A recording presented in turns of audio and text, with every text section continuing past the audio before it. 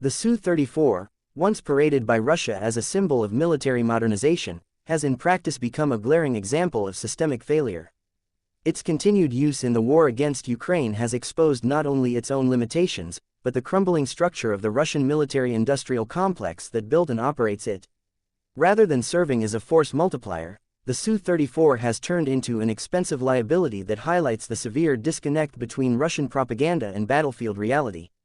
Its design is rooted in the late Cold War era, a heavily modified version of the Su-27 airframe dressed up as a modern bomber. But the technological base it draws from is old, inflexible, and increasingly incompatible with modern warfare. What Russia calls advanced avionics and state-of-the-art targeting systems are often downgraded, outdated, or non-functional. Key systems are built using components that were either imported before sanctions or domestically manufactured with limited precision. For a supposed next-generation platform, it performs with the predictability and vulnerability of a 1980s strike aircraft. Despite this, the Russian state has insisted on using the Su-34 as a propaganda tool, flooding state-run media with exaggerated claims of effectiveness, inflated kill counts, and sanitized reports of its missions. In reality, these aircraft are suffering heavy losses not only from enemy action but from basic operational failure. They've crashed due to poor maintenance, collided mid-air, or failed during landing, repeatedly. These aren't isolated cases, they point to a systemic issue in pilot training, spare part availability, and overall fleet management. This is the outcome of a defense industry that favors appearance over performance. Aircraft are delivered to the military based on production quotas, not readiness or quality. Engineers are underpaid, overworked, and often pressured to falsify results to meet deadlines. Corruption infects every layer of the process, from procurement to deployment. Contracts go to the politically connected, not the technically competent. As a result, the Su-34 is more a product of theater than of tactical reality. It is the illusion of strength hiding fundamental weakness.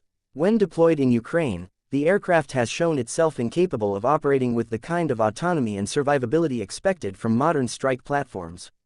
It often requires airspace already cleared of resistance, limited to launching dumb bombs from high altitudes or using inaccurate glide bombs that are easily intercepted. The lack of a fully integrated network for coordination and the weakness of Russia's satellite infrastructure leave the Su-34 flying blind in contested areas.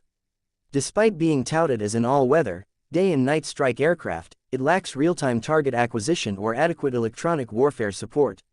The pilots themselves are suffering. Losses have mounted to a point where Russia is relying more on barely trained replacements, some of whom are forced into high-risk missions with minimal flight hours on the Su-34 platform. This not only increases the risk of further losses but reduces the effectiveness of the missions themselves. It's a vicious cycle. More crashes, more dead crews, more propaganda to cover up the truth, and more lies fed back into the system that produced the aircraft in the first place. The Russian Air Force's continued reliance on the Su-34 reveals a critical vulnerability: there is no backup plan. The country lacks the industrial capacity to rapidly produce a better alternative, and its defense budget, crippled by international sanctions and economic mismanagement, cannot sustain endless replacement of downed aircraft. Every Su-34 lost is a painful reminder that Russia cannot afford this war, either financially or militarily. The aircraft's supposed cost-effectiveness is a myth, its real cost is measured in lives, wasted resources, and strategic failure. Even more telling is how little the aircraft has adapted. In a modern war that requires drones, precision, rapid data sharing, and high maneuverability, the Su-34 is stuck in a bygone era. It was never designed for modern contested airspace, and its upgrades are largely cosmetic: painted panels, token software tweaks, and minor hardware swaps meant to impress officials rather than enhance performance. These so-called modernizations are window dressing for a machine that is simply not fit for purpose. The deeper issue is that the Su-34's failure is not just a technical one, it's political. The jet symbolizes Russia's militarized nationalism, a shiny vessel through which the regime tries to project power.